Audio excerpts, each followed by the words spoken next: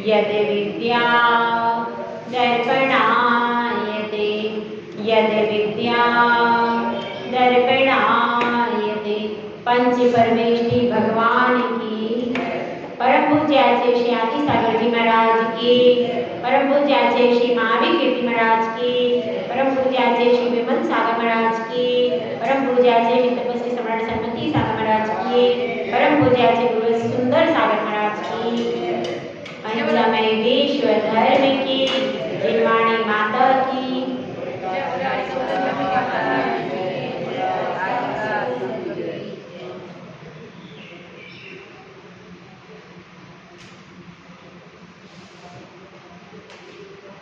अपने जीवन में बहुत सारी घटनाएं घटती हैं। ऐसा कोई जीवन नहीं होता जिसमें घटनाएं नहीं होती। अगर आगे बढ़ना है तो पुरानी सारी मेमोरी को डिलीट करना पड़ता है। हमारा मोबाइल ऐसा हैंग हो जाता है कब? जब उसमें बहुत सारे डाटा भर जाते हैं तो वह हमारा मोबाइल हैंग हो जाता है। उस मोबाइल से हमें शिक्षा मिलती है। क्या शिक्षा मिलती है? कि जितनी भी ऐसी इंफॉर्मेशन है जिसकी हमें अब कोई आवश्यकता नहीं है, उस इंफॉर्मेशन को डिलीट कीजिए, ये शिक्षा मिलती है। तो हम मोबाइल को जब इंफॉर्मेशन को डिलीट करते हैं तो हमारा दिमाग भी एक मोबाइल की तरह है। उसमें से जो जो घटनाएं जिनके कारण हमारे मस्तिष्क पर, हमारे जीवन पर, हमारे पूरे परिकर पर गलत प्रभाव पड़ गया है, उन घटनाओं को भी डिलीट करना पड़ता है। हम मोबाइल में तो इजीली डिलीट कर लेते, ध्यान रखते हैं कि भाई इसका डाटा फुल हो गया है, अब इसको तुरंत क्या करते हैं, तुरंत उसको हैंग होने से बचाने के लिए डिलीट करते हैं। तो हमारा दिमाग जब हैंग हो जाता है तो हम ये क्यों नहीं समझते कि हम पुरानी सारी घटनाओं को उसमें से डिलीट करें। हम नहीं डिलीट करते, इसलिए देखिए मोबाइल में भरते जाते हैं और हमें वर्तमान में जितनी चीजें चाहिए वह प्रदान करता रहता है कि नहीं? करता रहता है। उसमें आपने कितने सारे रिकॉर्ड भरे कि नहीं? उसमें भजन भी है, उसमें इंफॉर्मेशन भी है, उसमें न्यूज भी है। वो सब क्यों है? सुरक्षित क्यों है? इसलिए कि उसमें से जो फालतू की इंफॉर्मेशन थी, फालतू की घटनाएं थी, फालतू के चित्र थे, वो सब डिलीट हुए। इस वजह से वो जो इंफॉर्मेशन वास्तविक है, जो हमें जरूरी है, वह उसमें सेव होकर के रह पाए। तो हमारा दिमाग भी इस मोबाइल में जितनी जितनी इंफॉर्मेशन हमारे लिए वर्तमान काल में जरूरी है, इस दिमाग में उतनी ही इंफॉर्मेशन रहेगी तो हम ज्यादा याद कर पाएंगे। क्यों? क्योंकि हमारा दिमाग खाली है। और यदि हम इधर उधर की फालतू की इंफॉर्मेशन से अपना दिमाग भरते रहेंगे, पुरानी पहले ऐसा हुआ था, कल ऐसा हुआ था, परसों ऐसा हुआ था, यदि फालतू की इंफॉर्मेशन से हमारा दिमाग भरते रहेंगे तो क्या होगा? हम भविष्य में कुछ भी नहीं कर पाएंगे और हमारा दिमाग हैंग हो जाएगा। समझ में आ रही है आपको? हम लोग मोबाइल में डिलीट करते हैं, कैसेट होती थी पहले, उस कैसेट में भी डिलीट करके दूसरा सामान भर सकते थे। कब करते थे? जब पूरी पुरानी मेमोरी डिलीट हो जाती। तो इसी तरह से रोज बैठ करके जैसे आप सामायिक करते हो, वैसे ही क्या करना चाहिए? सामायिक में बैठकर पुरानी सारी मेमोरी को डिलीट करना चाहिए। रोज के रोज बैठ करके जो अतीत काल में कल हुई है, सुबह हुई है, शाम हुई है, जो भी सामायिक करने के जस्ट पहले भी हो गई है कोई घटना, तो उन सारी अच्छी बुरी घटनाओं को डिलीट कर। हाँ, भगवान की भक्ति है, भजन है, वो सब स्टोर करके रखो। वो कब स्टोरेज कैपेसिटी बढ़ेगी मोबाइल की? कब बढ़ेगी? जब हम उसमें उपयोगी सामग्री रखेंगे तो उससे उसकी स्टोरेज कैपेसिटी बढ़ेगी। और मोबाइल में यदि वायरस आ जाता है तो क्या होता है? मोबाइल में भी आता है कि कंप्यूटर में आता है? दोनों में आता है। मुझे कुछ पता नहीं है, मेरा तो मोबाइल रखने का भी त्याग है, इसलिए मुझे नहीं आता है चलाना। सिर्फ कोई बात होती है तो कोई दे देता है तो बात कर लेती हूँ, मुझे इसके अलावा जानना भी नहीं क्योंकि मेरा क्या, मुझे रखना ही नहीं तो इसलिए। लेकिन इतना मैं पूछ रही हूँ कि वायरस आ जाता है तो क्या होता है? फिर हैंग हो जाता है, कंप्यूटर में भी आ जाता है, मोबाइल में। तो वह वायरस कब आता है? जब आपकी इंफॉर्मेशन में कुछ डिफॉल्ट हो जाता है, होता है कि नहीं? तो आपने इंफॉर्मेशन कलेक्ट की, लेकिन नेगेटिव इंफॉर्मेशन कलेक्ट करेंगे तो क्या होगा? वायरस आ जाएगा। और जिस इंफॉर्मेशन में वायरस पहले से मौजूद है, उस इंफॉर्मेशन को हमने मोबाइल में लंबे समय तक रखा, क्या हो जाएगा? पूरा मोबाइल खराब हो जाए। वह अच्छी इंफॉर्मेशन को भी वह वायरस क्या कर देगा? नेगेटिव कर देगा। फिर आपका मोबाइल पूरा ही वर्क कर नहीं पाएगा। तो इस तरह से हमको समझना है कि हमारा दिमाग भी है, इसमें से फालतू की इंफॉर्मेशन डिलीट करनी पड़ती है। रोज दिन भर में हमारे साथ सब घटनाएं अच्छी भी होती है, बुरी भी होती है, कोई बुरा भला भी कह के जाता है, कोई अच्छा भी कह के जाता है। कई बार मीठी रोटी मिलती है, कई बार नमक ज्यादा हो जाता है, कई बार मसाला ज्यादा हो जाता है, कई बार ऐसा होता है सुबह से लेकर शाम है, सीजन का टाइम है, भोजन ही नहीं मिला, तो वो भी एक घटना है। इसी तरह की न जाने कितनी घटनाएं हमारे जीवन में प्रतिपल घट रही। तो हमको क्या करना चाहिए? जो नेगेटिव घटनाएं घट गई उनको दिमाग से डिलीट करना पड़ेगा। उन घटनाओं को यदि हम संभाल कर रखेंगे तो क्या होगा? हमारा दिमाग जो पहले याद करता था, पहले अच्छा था, वह पूरा खराब हो जाए। यह ध्यान रखें। तो इस तरह से अपने जीवन को उत्थान के पथ पर ले जाना है, भविष्य में भगवान बनना है, तो फिर उन अनंत गुणों का चिंतन करना है, परमात्मा की भक्ति को याद करना है, उसको चिंतन करना है। तो इसके लिए अपने दिमाग की स्टोरेज कैपेसिटी को बढ़ाना। तो अब अपनी बात यहाँ पर चल रही है, किस चीज की बात चल रही है? वैयावृत्ति। वैयावृत्ति का मतलब क्या है? केवल सेवा करना नहीं, अनुकूल चलना। जो आपका परिवार है, उस परिवार में आपको अनुकूल चलना पड़ेगा। हाँ, आपका पति कह रहा है कि अभी सीजन का टाइम है, मैं वहां नहीं जाऊंगा, मैं दूसरी जगह घूमने या कहीं नहीं जाऊंगा, तो आपको क्या करना चाहिए? आपको क्या करना चाहिए बताइए? आपको उनके अनुकूल चलना पड़ेगा कि ठीक है अभी नहीं जा पा रहे तो बाद में। यदि आप उस समय मानोगे नहीं, सीजन का टाइम है, तो क्या होगा? यदि वो बंद करके चले जाते हैं तो दुकान का घाटा, और तो दुकान का भी घाटा और उतना समय भी और उनका मन भी खराब हो गया, क्योंकि उस एक दिन में जो कमाई हो सकती थी वो बाद में नहीं हो सकती थी। तो इस समय आपको क्या, भले ही कितना ही आपका इम्पोर्टेंट हो, पर उनके अलावा आपको अपना प्रोग्राम बनाना पड़ेगा। वो कैसा कहलाए? वो समझदार व्यक्ति कहलाए कि नहीं, अभी इस समय सीजन का टाइम था, इसीलिए हमने स्वयं ही अपना प्रोग्राम बनाकर अनुमति लेकर के गए। तो जिस समय जैसा माहौल है, जैसा उस माहौल के अनुसार अपने को परिवार में प्रवृत्ति करनी पड़ती है कि नहीं? करनी पड़ती। तभी क्या होता है? परिवार में धन भी आता रहता है और सबके मन भी प्रशस्त हो जाते हैं। अब आपने झगड़ा कर लिया, नहीं मुझे तो आज ही जाना है, और अब वो दुकान दिन भर बंद करके और आपको लेकर ही जाना है, तो क्या हुआ? दिन भर वो दुकान बंद करके आपके साथ गए तो सही, पर मन में क्या रहेगा? मन अच्छा नहीं रहेगा, क्योंकि देखिए फिर अभी इनकम नहीं हो पाएगी तो फिर बाद में मैं क्या करूँगा? उनको टेंशन बढ़ जाए। तो इसलिए जैसे आप परिवार में अनुकूल चलते, ऐसे ही यहाँ पर बता रहे हैं कि वैयावृत्ति जब अपन करते हैं तो जिसकी वैयावृत्ति कर्म अनुकूल चलना। अब आप पैर दबाने के लिए गए हैं, ऐसे आपने पैर दबाए कि उनका पैर ही मुड़ गया, ऐसा नहीं करना। कई लोग ऐसे, अब आपने मान लो उनका धीरे से होता था, आपने तेज, बहुत ज्यादा तेज कर दिया और तेज दबा दिया तो कहीं की नस डैमेज हो गई और हाथ पहले तो उठ ही नहीं रहा था, बिल्कुल नहीं उठा।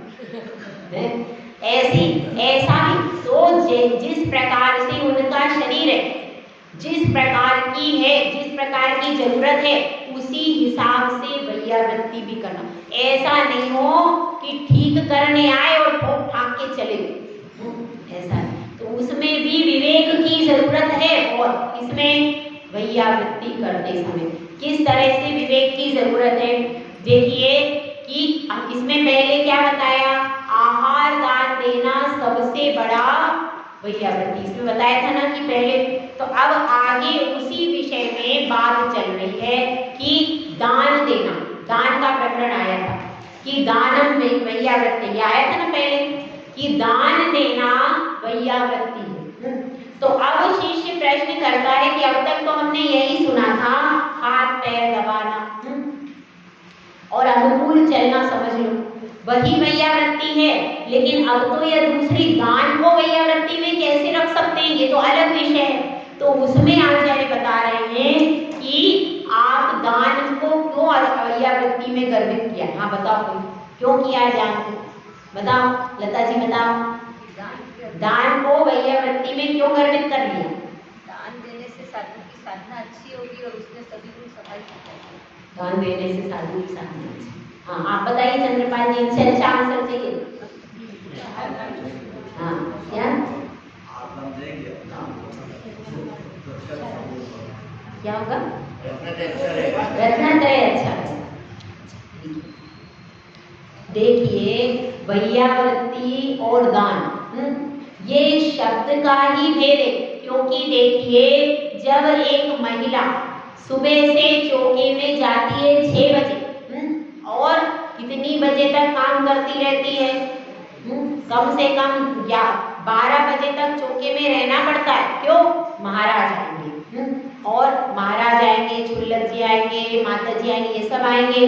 उसके बाद क्या होगा, उसके बाद त्यागी व्रती, और उसके बाद बाय चांस कोई बाहर से त्यागी व्रती आ गया, दूर गांव का है, उसका प्रतिमा का नियम है, या कोई विशेष भक्त आ गया तो आचार्य श्री ने कहा नहीं भैया ये विशेष भक्त है, इसको आपके चौके में भोजन करना, ऐसा भी हो जाता है।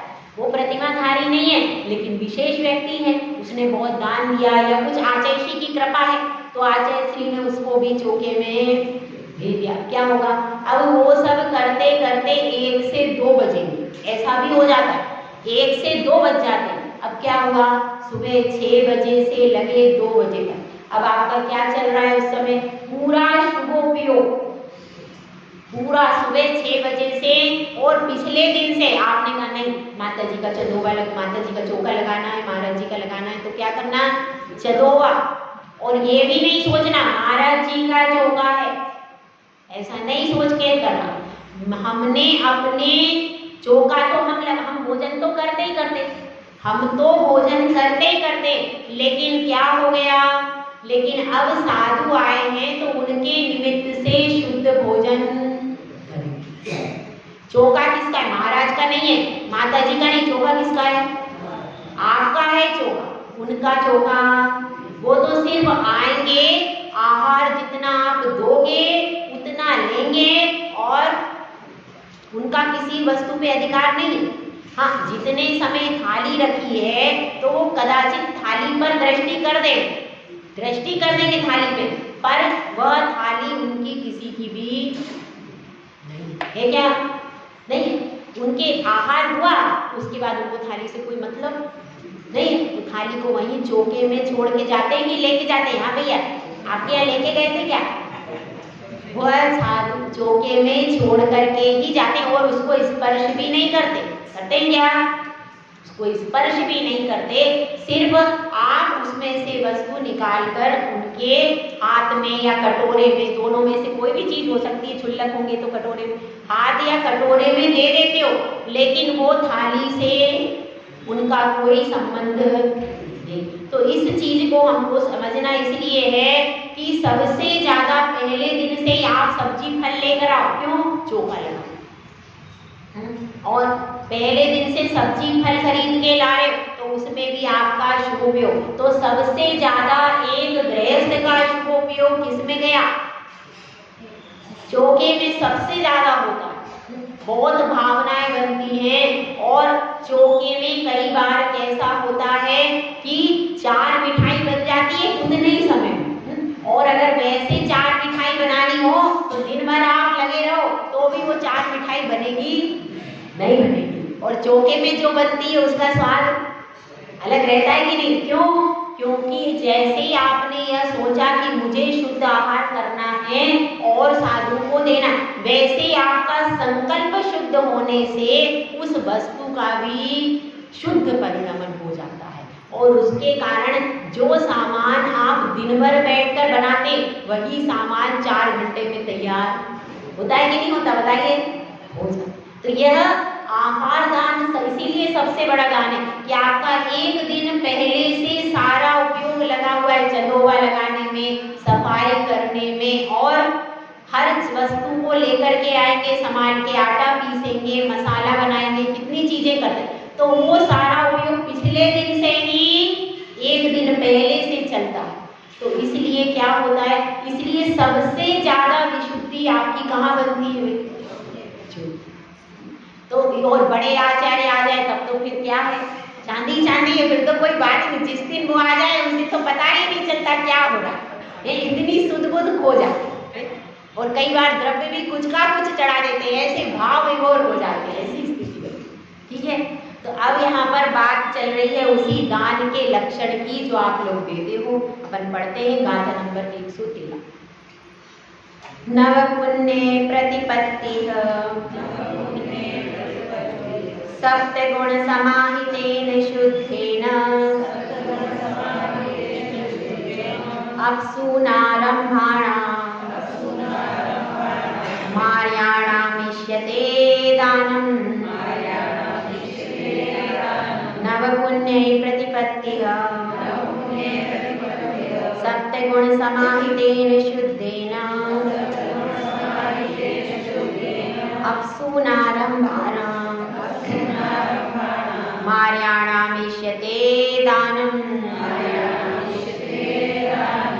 अब यहाँ पर दान किसको कहते हैं इसकी परिभाषा यहाँ पर बताई गई है। क्या बताया? सबसे पहले नव पुण्य। तो क्या लिखा है? नव पुण्य का अर्थ क्या है? नवदा भक्ति। नवदा भक्ति तो सबको याद ही है ना? याद है कि नहीं? क्या है बताओ, सब लोग एक साथ बोलो। पहली भक्ति कौन सी है? हाँ चलो बोलो, एक जना आप बोलो। हाँ कौन बता रहा है? हाँ बताओ, चलो आप ही खड़े होके बता दो, बता दो खड़े होके। बताओ बताओ। हाँ पहली कौन सी है? पहली भक्ति ये पहली भक्ति इनको तो बोलने बोल के। हाँ पड़गान, बंदावी नहीं है, उसका नाम क्या है? पड़गाहन। पड़गान ये कौन सी भक्ति हुई? पहली भक्ति। पहली भक्ति में पड़गान कैसे होता है इसको देख लो, ठीक है? सुन लो पड़गान। हाँ दूसरा बताओ। हाँ पड़गान के बाद घर में प्रवेश कीजिए। पड़गान उनको बोल लेना। हाँ और वो हाँ वो प्लीज पाप हाँ पूजन, फिर बैठ जाओ। अब इसमें हम बता देते हैं कौन कौन सी कोई बात नहीं।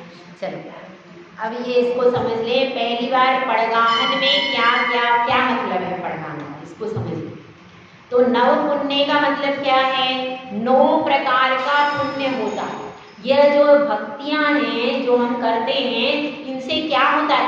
9 प्रकार का पुण्य हमें अर्जित होता है। एक भक्ति को करने से मतलब ये पूरे पुण्य के द्वार है। ये वो क्या? नवदा भक्ति पुण्य का द्वार है। ये नवदा भक्ति करने से पुण्य तुरंत संचय होता है। ऐसी यह लाभकारी नवदा भक्ति है जिसको नवदा दुर्गा भक्ति भी कहते हैं। और उसका दूसरा नाम क्या है?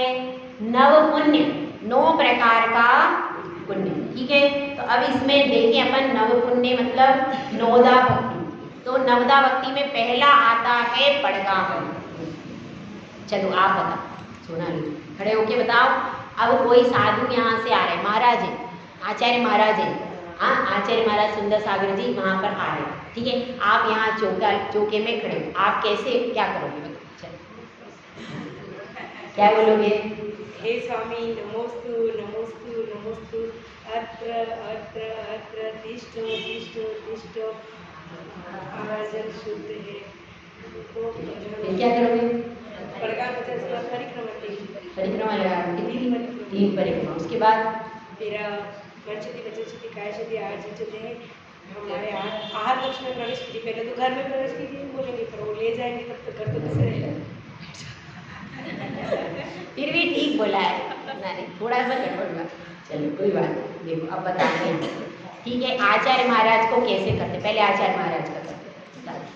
ठीक है, अब आचार्य महाराज वहाँ से मुद्रा लेकर के आपके पास आ रहे हैं आहार के लिए। तो अपन क्या करेंगे? हे स्वामी नमोस्तु नमोस्तु नमोस्तु अत्र अत्र अत्र तिष्ठ तिष्ठ तिष्ठ। ये तिष्ठो तिष्ठो तिष्ठो ये अपन ने जोड़ लिया। वास्तव में शब्द क्या है?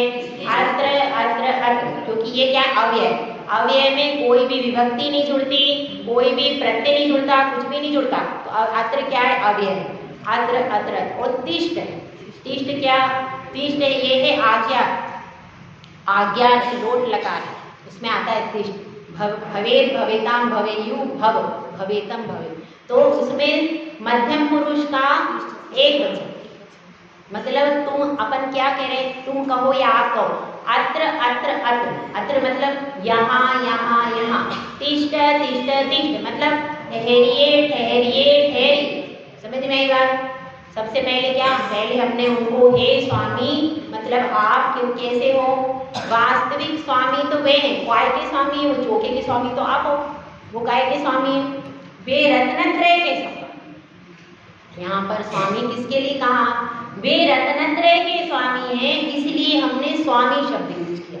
तो हे स्वामी नमोस्तु नमोस्तु नमोस्तु। ठीक है, फिर क्या कहेंगे? अत्र अत्र अत्र।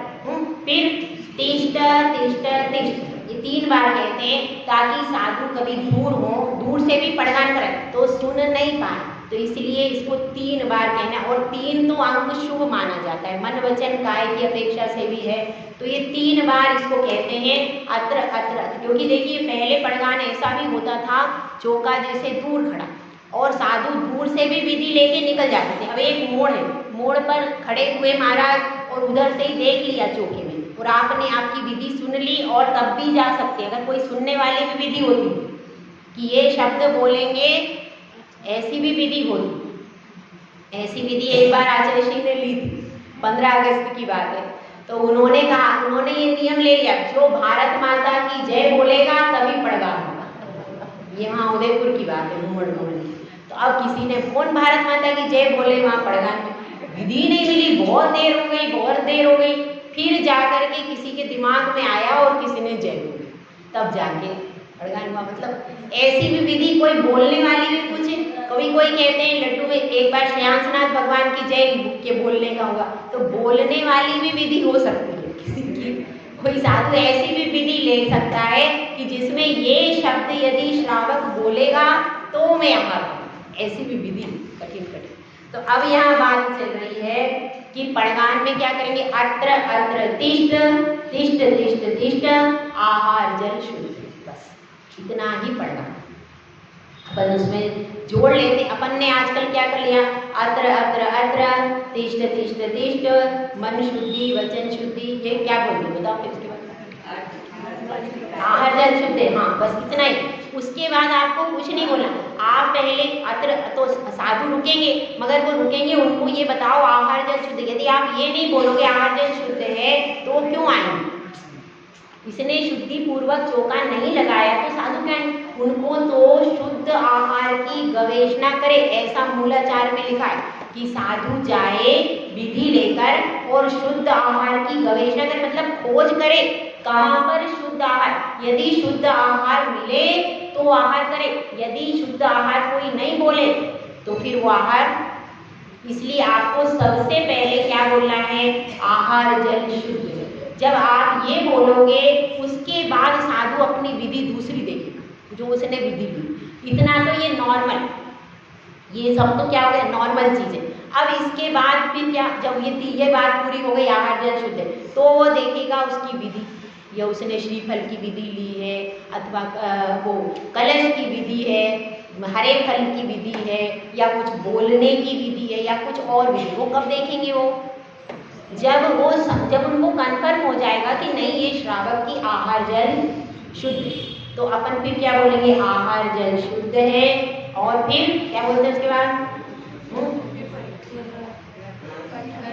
फिर उसके बाद फिर अपन तीन, जैसे ही साधु आके खड़े हो गए, मतलब विधि मिल गई उनकी जो भी थी, उसके बाद साधु आकर मध्य में खड़े हो गए। उसके बाद परिक्रमा लगाना चाहिए। परिक्रमा भी थोड़ी दूर से लगाना चाहिए। ऐसे नहीं है कि आपका कलश है वो भी उनके ऊपर गिर रहा है, पल्ला भी उनको लग रहा है, ऐसा नहीं लगाते लोग, भड़बड़ भड़बड़ भड़बड़। और नीचे जीव हो तो जीव भी देख नहीं रहे चीटी है कि क्या है कि कपड़ा है, कुछ ध्यान नहीं, सब पैर आपके उस पे पढ़ते जा रहे। तो उस समय क्रिया समिति का पालन करना। जैसे ही आप घर से सामान लेकर के यहाँ पर आए पड़गान को, तो आपको क्रिया समिति का पालन करना है।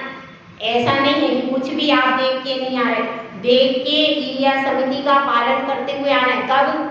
जब आपने भोजन बना लिया, अब पड़गान करने कहाँ आओगे? यहाँ आओगे, तो आपको रास्ते में पूरा रास्ता शोधन करना पड़ेगा। क्यों? क्योंकि यदि वहाँ पर छिपकली, चूहा आदि, कोई भी सर्प आदि, छोटा सा सर्प भी होता है, कोई भी पंचेंद्रिय जीव का कलेवर वहाँ पड़ा है, तो साधु यदि निकलेंगे तो क्या होगा? साधु अंतराय हो जाए। जैसे वो कलेवर देखेंगे तो साधु अंतराय कर देंगे। ऐसा कई बार हमारे संघ में हो चुका। एक बार इन माता जी का भी हो चुका, एक बार इनका उपवास था और दूसरे दिन वहाँ 12 की बात। तो ऐसा कई बार घटनाएं घटती हैं कि रास्ते में चूहा होता है, कुछ ऐसा जीव होता है, अगर वह जीव चेतन नहीं है तो क्या हो जाता है?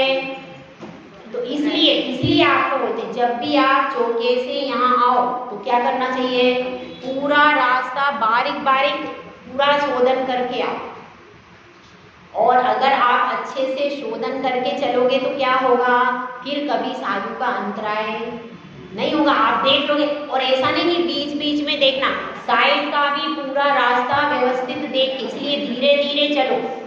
हाथ में सामान है कोई बात नहीं है, लेकिन धीरे धीरे एक व्यक्ति इधर चले, एक व्यक्ति इधर चले, और बराबर से पूरा रास्ता शोधन करके। और अपने पैरों का भी ध्यान रखना कि अपने पैरों के नीचे कोई जीव नहीं हो, अशुद्धि हो, क्योंकि रास्ते में बहुत अशुद्धि पड़ी रहती, वह अशुद्धि से भी व्यवस्थित बच के।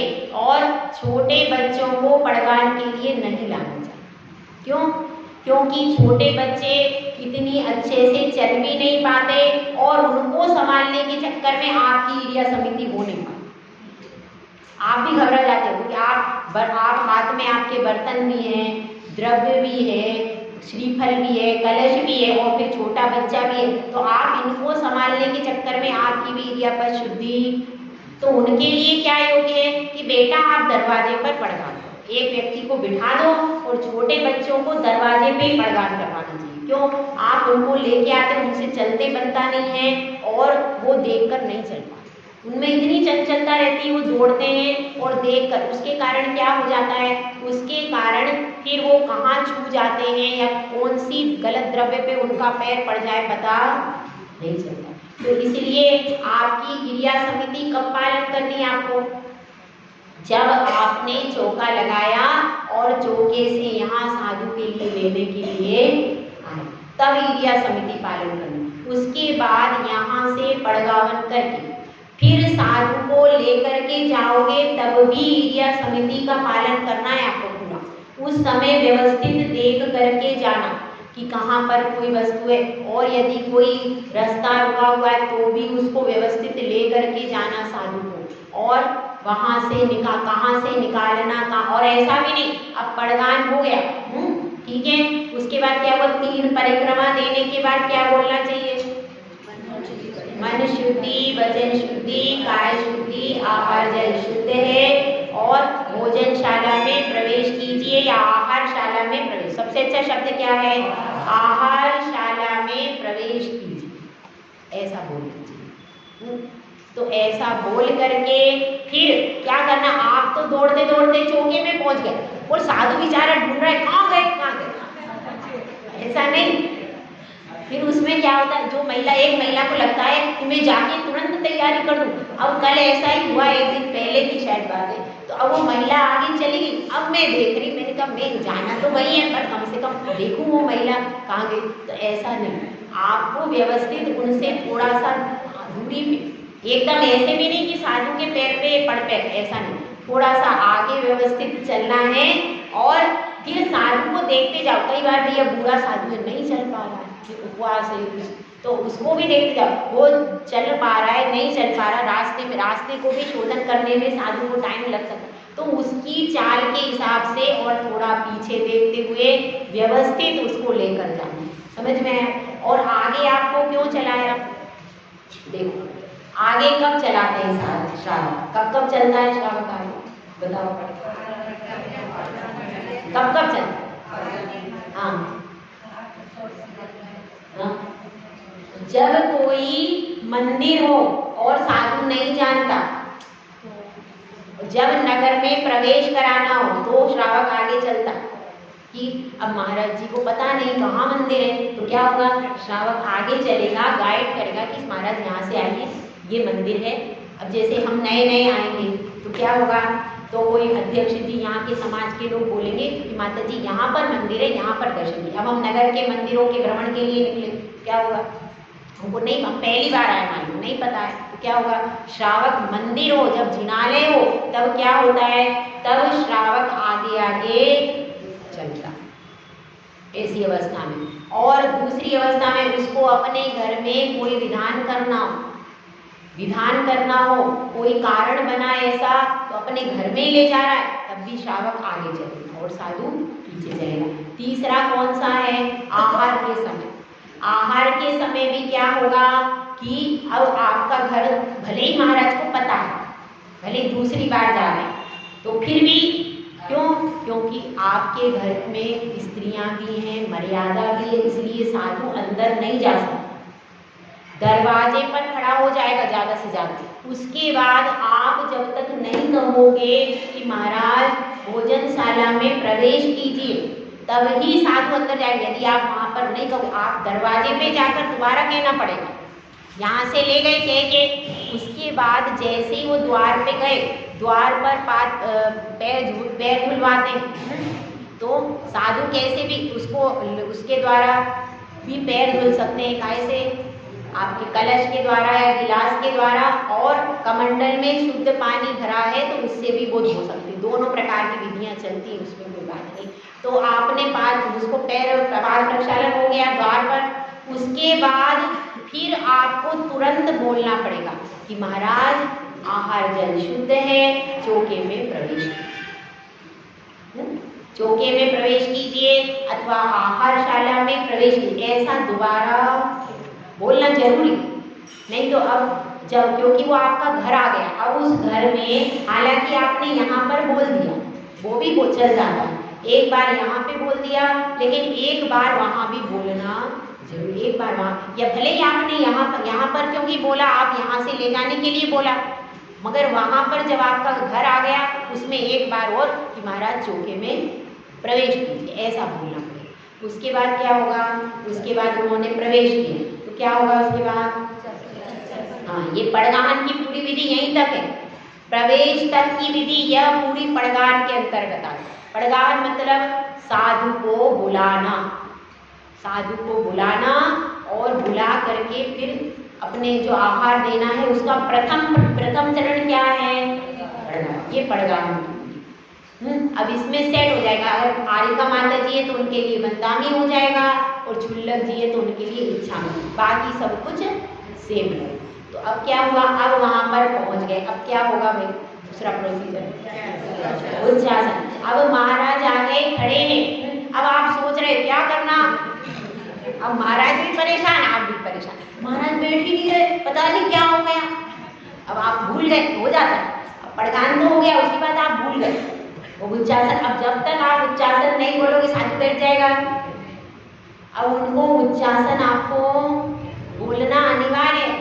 तो क्या बोलते हैं, उच्चासन, ऐसे नहीं, उच्चासन ग्रहण कीजिए, ऐसे बोलना चाहिए। आप लोग कई बार उच्चासन उच्चासन ऐसे नहीं है, क्या बोलना चाहिए, सबसे अच्छा तो क्या है, हे महाराज उच्चासन ग्रहण कीजिए, ऐसा बोलना चाहिए। महाराज श्री ऐसे विनय से पूर्वक हाथ जोड़ करके कि हे महाराज श्री उच्चासन ग्रहण कीजिए, ऐसे विनय पूर्वक बोला जाता है। और सीधे उच्चासन उच्चासन ऐसे नहीं, विनय अपनी नहीं छोड़नी है, तो उच्चासन ग्रहण करवाया। उसके बाद क्या हुआ, फिर वह बैठे उच्चासन विराजिए, ये भी बोल सकते हैं। मैं बता रही हूँ कि सबसे उत्तम क्या है कि उनका संबोधन करके ये महाराज उच्चासन ग्रहण कीजिए, उच्चासन पर विराजिए, ये भी बोल सकते हैं, दोनों चीजें। लेकिन आवाज में वो नहीं, आवाज में विनम्रता होना चाहिए, विनम्रता होना चाहिए। उसके बाद उच्चासन पर बैठा दिया। अब क्या करेंगे, अब उसके बाद फिर अपनी थाली आदि लेकर के आएंगे, कलश लेकर के आएंगे या गिलास लेकर के, और उनका पाद प्रक्षालन करेंगे। अब पाद प्रक्षालन के बाद क्या करेंगे, उसका गंधोदक लगाना चाहिए और उस गिलास को अलग ही रख लेंगे। ऐसा करते हैं कुछ लोग, वापिस वो गिलास लाकर इधर थाली में रखते, ऐसा नहीं करना। कुछ लोग कर देते, तो वह उस गिलास को बिल्कुल, उस गिलास थाली को बिल्कुल अलग रख देते, ठीक है। अब इसके बाद फिर क्या करना, पड़गामन उच्चासन, उसके बाद क्या है, पाद प्रक्षालन भी हो गया, और अब इसके बाद पूजन करना, या छुल्लक महाराज जी, छुल्लिका माता जी, तो उनको अर्घ समर्पण करना। तो पूजन में क्या करना पड़ेगा, अष्ट द्रव्य के द्वारा उनकी पूजा करनी। तो कैसे करेंगे, आप ऐसा भी कर सकते हैं कि सामान्यतः अष्ट द्रव्य चढ़ा दें, और एक ये भी प्रोसीजर है कि यदि उनके कोई गुरु है तो गुरु का एक अर्घ बोलो, उसके बाद में उनकी पूजा करो, ठीक है। और पूजा में भी सामान्य अष्टक चढ़ गया, अब किसी को कोई करना चाहता है तो अर्घ भी चढ़ा सकता है अपने मन से, जो याद है उसको। दोनों प्रोसीजर, सामान्य रूप से भी अष्टक चढ़ सकता है, और अगर आपको अर्घ अच्छा आता है कोई, तो आप अर्घ भी साधु का बोल सकते हैं लास्ट में, ऐसा भी होता है। दोनों प्रकार से विधि, और आपको विशेष सम्मान के लिए बता दिया, उनके गुरु का अर्घ आप चढ़ा सकते हैं। तो ये सब विधि। अब इसमें क्या हो गया, आपका पूजन हो गया, पूजन हो गया। और पूजन में स्थापना भी जरूरी, स्थापना अलग से होना चाहिए। अब थाली आपकी इतनी सी, ठीक है, अब उसमें स्थापना भी रखी है, इधर कलश भी रखा है, नहीं? और आपने इतना बड़ा वो ले लिया गोला। अब वो अब क्या है, अब मेरे को समझ, मैं तो देखती रहती हूँ, लेकिन मुझे समझ नहीं आता ये गोला इसके अंदर कैसे जाएगा। मैं पूरे टाइम यही सोचती रहती हूँ पूजा के टाइम, ये गोला इसके अंदर कैसे जाएगा, मुझे समझ में आता है, ठीक है। तो अब क्या होता है, अब वो छाली इतनी छोटी सी, अब उसमें स्थापना रख रहे तो जल ढुलक रहा है, जल कर रहे हैं तो स्थापना ढुलक रही है, ऐसी। अरे उसको स्थापना और जल के कलश को बाहर, उससे क्या होगा, उससे ये होगा कि आप पूरा अर्घ व्यवस्थित चढ़ा पाओगे। थाली इतनी बड़ी नहीं है, अब आप उसमें गोला, उसमें गोला चढ़ा दिया तो फिर बाद में द्रव्य चढ़ाएंगे तो क्या होता है, द्रव्य बाहर गिरता। तो ऐसा नहीं करना, उसमें तो व्यवस्थित पहले स्थापना करो, उसके बाद पूरा स्थापना व्यवस्थित होना चाहिए। स्थापना करके जो साधु है उसके नाम की, या माता जी आपके पास आई, आपको नाम पता ही नहीं, क्या करोगे फिर, नाम पता ही नहीं। ओम ह्रीम आरिका माता जी, और एक साथ है तो दो आरिका माता जी, आरिका द्वय या आरिका त्रय, आरिका त्रय, अत्र अवतर अवतर संकोचन आवाहनम, अत्र तिष्ठति छठ ऐसा मुनिराज है, आचार्य 2-3 है तो आचार्य तरह ऐसा भी होता है, मुनिराज है तो मुनिराज तरह ऐसा भी करके कर सकते। अब नाम अगर पता है तो नाम बोलो, और अब भैया 10 मुनिराज आ गए तो क्या करेंगे, तो किस किस के नाम बोलेंगे?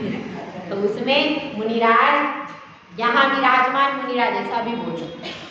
यहाँ पर विराजमान मुनिराज, उसमें सब मुनिराज आ गए, जो आहार कक्ष में विराजमान मुनिराज खत्म, आहार कक्ष में विराजमान आरिका, ऐसा भी कर सकते। तो इस प्रकार से करके संयुक्त रूप से भी आप पूजन कर सकते। तो वह पूजन आपकी संयुक्त हो गई। उसके बाद क्या करेंगे, कितने हुए भाई, पड़गान, उच्चासन, पाद प्रक्षालन, पूजन, ठीक है। उसके बाद आपको बोलना है नमोस्तु, नमोस्तु करना।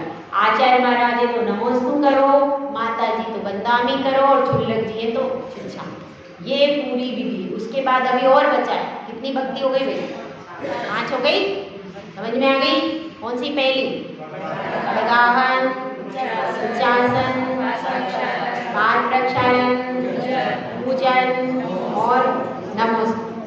अब और कितनी बची है, 4 बची हुई। हाँ, अब क्या होगी, मन शुद्धि। मन में आपके भक्ति होना चाहिए। क्या देना पड़ रहा है, कह दिया, हमारा नाम लिख दिया, क्या मुश्किल है, परेशानी है, हाँ कहाँ चौका लगा रहा है फालतू में, ऐसे भाव शुद्ध है, भक्ति की भावना। अरे हमारा सौभाग्य है जो साधु के चरण हमारे घर में पड़े, कहाँ साधु मिलते, अहो भाव, भक्ति भाव से भरा हुआ मन होना चाहिए। तो मन शुद्धि का मतलब क्या है, उसमें क्रोधादि कषाय नहीं होना चाहिए, ग्लानि का भाव, हीन भाव, अच्छी भावना, पवित्र भावना और भक्ति की भावना, वो क्या हो गया, मन शुद्धि। और इसी मन शुद्धि में दाता के 7 गुण आते, अभी आगे बता देंगे उसको। मन शुद्धि हो गई, फिर वचन की शुद्धि। ऐसा नहीं है वचन से, अब इतनी सारी महिलाएं आ गई हमारे छोटी में, बताओ हम कैसे हार लेंगे, वचन की शुद्धि, इसको कुछ बोल रहे हैं, उसको कुछ बोल रहे हैं, ऐसा।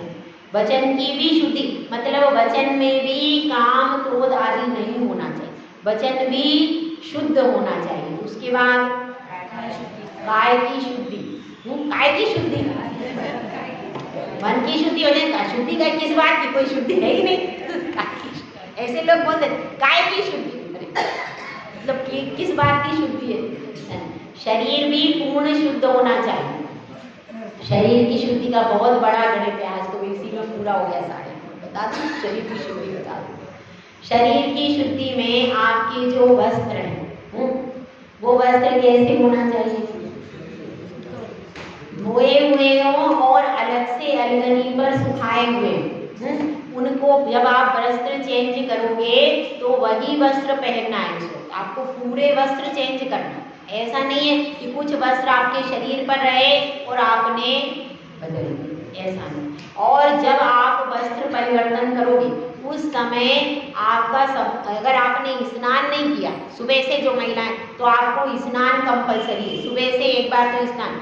और यदि आप, और उसके बाद फिर क्या है, उसके बाद आपको हाथ, अगर आपने स्नान पहले कर लिया और अब जा करके आहार दे रहे तो आपको यहाँ तक हाथ, इतने पैर, ऐसी शुद्धि करनी पड़ेगी, घुटने तक पैर, हाथ और मुंह, ये शुद्धि होना चाहिए जब आप आहार देने जाओ।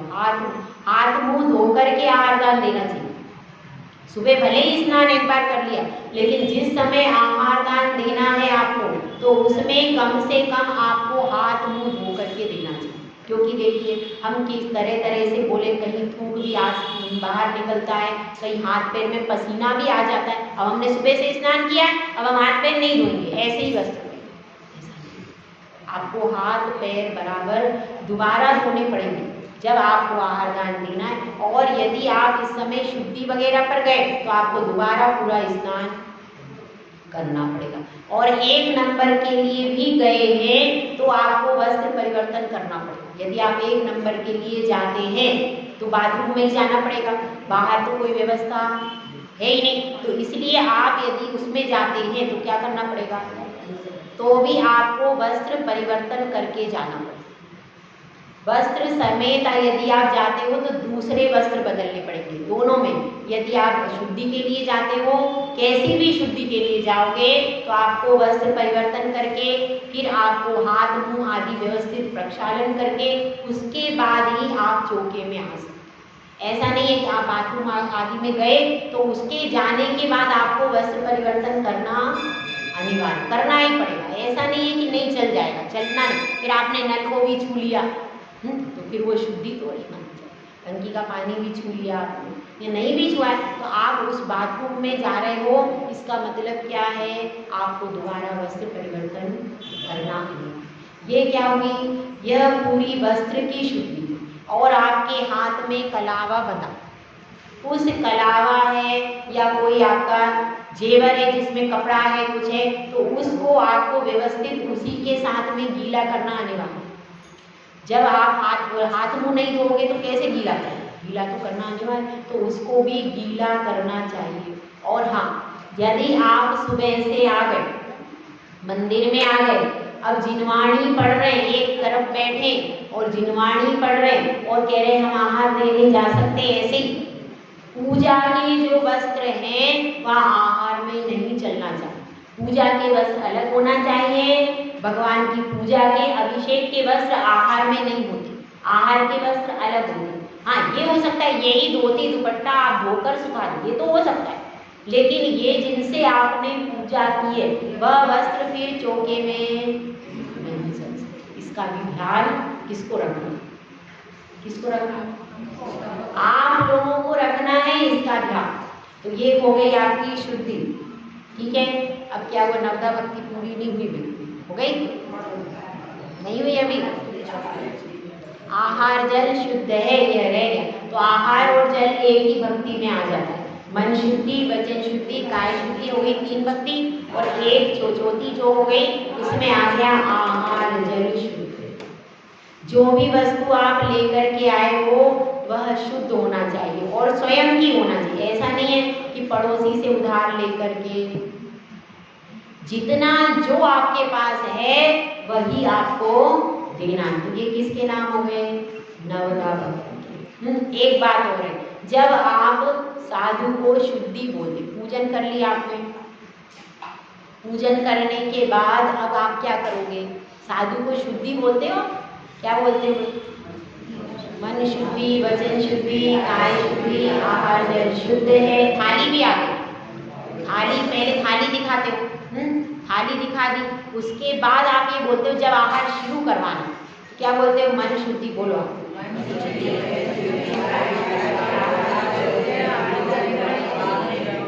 हाँ, क्या क्या मुद्रिका छोड़कर आवे। देखिए, आपको सरल सरल सीखना है तो सबसे बढ़िया क्या है, मन शुद्धि, वचन शुद्धि, काय शुद्धि, आहार जल शुद्ध है, आहार ग्रहण कीजिए। ये सबसे सिंपल है, ये आपको एक बार में रट सकते हो, इसमें कोई परेशानी नहीं। और अगर आपको थोड़ा डिफिकल्ट सीखना है तो वो ये मन शुद्धि, वचन शुद्धि, काय शुद्धि, आहार जल शुद्ध है, मुद्रा छोड़, अंजलि बांध, आहार ग्रहण। एक ये प्रोसेस।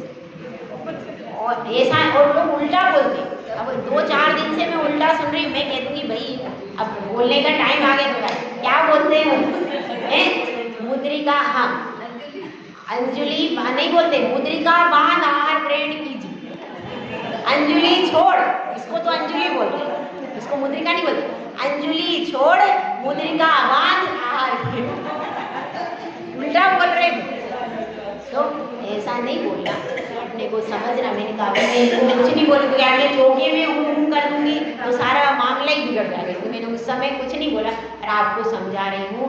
वास्तव में इसको क्या बोलते हैं, मुद्रिका, मुद्रा बोलते हैं। कौन सी मुद्रा है, आहार मुद्रा है, और चक्र, उसको साधु के लिए भी मुद्रा है। ये संकेत है सिर्फ कि हम भोजन करने, और माता जी ऐसे लेती माता जी ऐसे लेती हैं, साधु ऐसे लेते हैं, ठीक है ना। तो ये सिर्फ एक चिन्ह है कि अब जिसको देखकर, क्योंकि मौन तो हो गया आपका, बोल तो सकते नहीं, तो अब उस चिन्ह को देख करके पता चल जाता है क्या कि महाराज अब आहार के लिए उठे।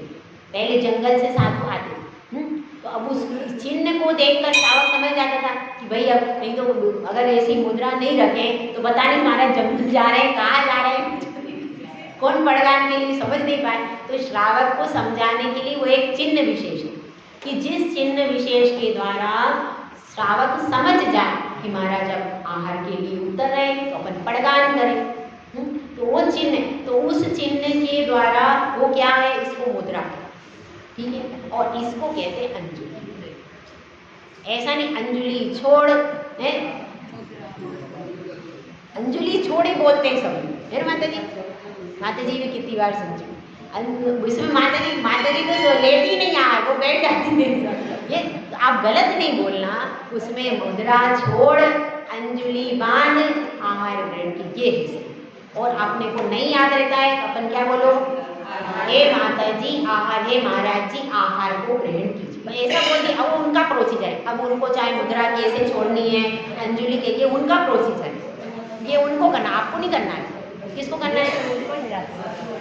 हाँ सही है, मेरे को भी हो गया, इसीलिए माता जी कह रही रोज ही हो जाता है उनका, तो रोज ही श्रावक ऐसा करते, उल्टा बोलते, मुद्रा बंदामी नहीं बोलने, पूरी अति बोल बंदामी ना, कोई नमोस्तु नहीं, बंदामी नहीं बोलते। अंत में यदि आपने नमस्कार नहीं किया तो एक भक्ति कम हो गई, तो साधु आहार नहीं करेगा। अब बंदामी नहीं बोली, पूजा किया, बंदामी नहीं बोली, तो फिर कैसे करें? नमस्कार जब तक नहीं किया है, बंदामी नहीं बोली, तो कैसे आहार ग्रहण करें? तो इसमें व्यवस्थित, नवदा भक्ति में यदि कमी होती है तो साधु वापिस लौट के आ सकता है, इतना है। नवदा भक्ति के बिना आहार, तो हम लोग थोड़ी कंसेशन कर रहे थे, भैया ने नया श्रावक है, थोड़ी कंसेशन करो, थोड़ी देर बैठ जाते हैं, फिर आप समझ जाते हो, सब तो बोल रहा था कोई ना कोई बोल देता है। तो इसको व्यवस्थित समझो, और कुछ नहीं, अपने को नहीं समझ में आ रहा तो क्या बोलते हैं, आहार ग्रहण बस नहीं। हाँ यही तो सुनो, हमारे गुरुदेव भी यही कहते हैं कि भैया तुम ऐसा सिखा दो, आहार ग्रहण कीजिए, सबके लिए ईजी है। अब उसमें खोलना और बांधने में गड़बड़ हो जाती है, फिर उल्टा बोल देते हैं, मुद्रा अब क्या बोल रहे हैं, अंजलि छोड़, अब अंजलि छोड़ देगा तो आहार ऐसा सब गड़बड़। इसलिए आपको सभी से बस क्या कहिए, मन शुद्धि, वचन शुद्धि, काय शुद्धि, आहार जल शुद्ध है, आहार ग्रहण कीजिए, बस। बंदामी तो वो पूजन के बाद बोलना चाहिए, और वहाँ नहीं बोला है तो यहाँ पर बोल दो, ऐसा भी हो जाता है। वहाँ नहीं बोला है तो यहाँ पर बोल दो, तो इस प्रकार से ये सही विधि है, काय की आहार देने की सही विधि। तो इसको अपन सबको करना चाहिए। श्लोक भैया एक ही शब्द हुआ है इसका। अब धीरे धीरे अपन देखेंगे, ये महत्वपूर्ण चीजें, इनको समझना जरूरी है। जय बोला जय सुंदर सागर महाराज की।